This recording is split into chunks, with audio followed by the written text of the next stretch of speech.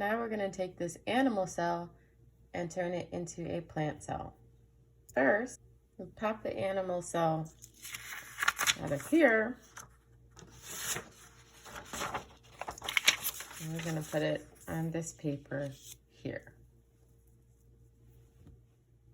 Okay, so now we're going to work on a plant cell. There are three major differences between an animal cell and a plant cell. The plant cell has everything that the animal cell has in it, plus, first thing is a cell wall. So let's pretend the cell membrane, which is this outer ring here, is like the membrane of a balloon. Nothing can just pass through a balloon, right? Not without some pressure. So the stuff inside is pretty safe. But if I were to take that balloon and then place it inside of maybe a cardboard box, it would be even more protected. And the cardboard box has a specific shape, right? Balloons come in many shapes and sizes, and they're squishable, and you can move them around. But the cardboard box gives it a shape, and it also gives the balloon protection. Well, it's the same thing with the cell wall and a plant cell. So I'm going to try to draw it kind of like this.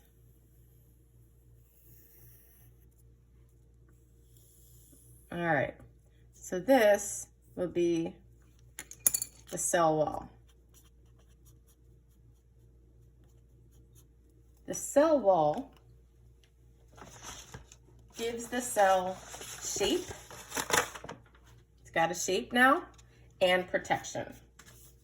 Okay, so let's go to our plant cell.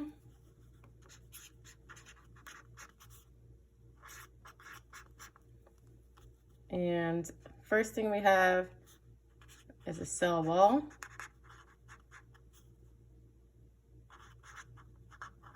It gives shape and protection.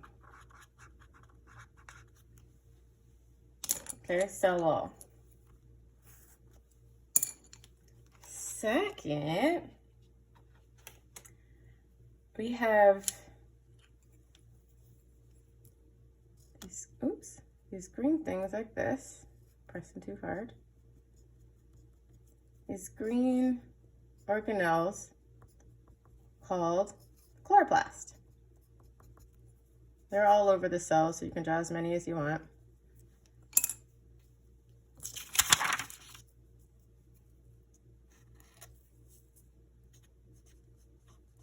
Chloroplast. Now, chloroplasts are important because this is where the food is made for the plant. Chloroplast contains chlorophyll. Chlorophyll is green, and it gives the leaves and sometimes the stem the green color. So the chloroplast is where the food is made. The chlorophyll is green, which gives the plant the green color in the leaves and the stem. All right. So 2 chloroplast. Food is made here through the process of photosynthesis, and it contains green. Make sure I check my spelling. Chlorophyll.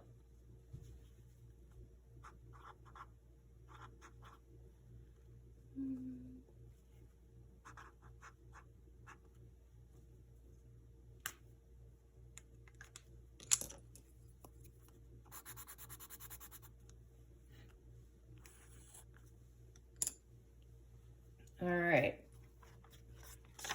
And then the last thing is the vacuole. Now you're going to say, well, the animal cell has a vacuole. Yes, but it's small. The plant cell vacuole is very big. So I was going to use this, but I might just go ahead and use this whole thing here as a large vacuole in a plant cell. It takes up most of the cell, actually. When you look, I'll show you some pictures of some actual plant cells that you would have looked at under a microscope if we're in the classroom. And you'll see it's actually it's much bigger than this. Probably takes up about this much of the cell.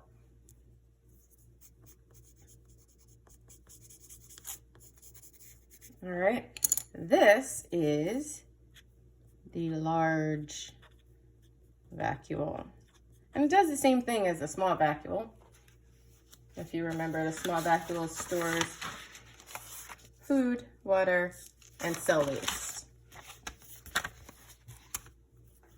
Number 3, the large vacuole.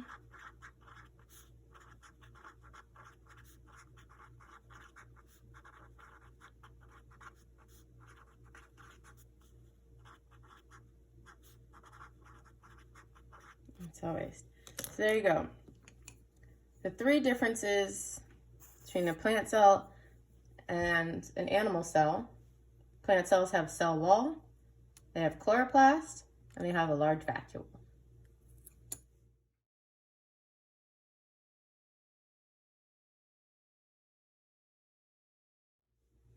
So if I gave you these 2 sets of cells, how would you know which is which? You should be able to tell the difference just by looking at them.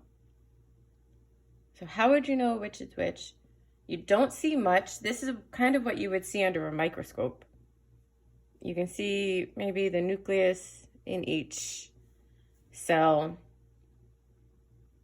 I can see the shape of the cell.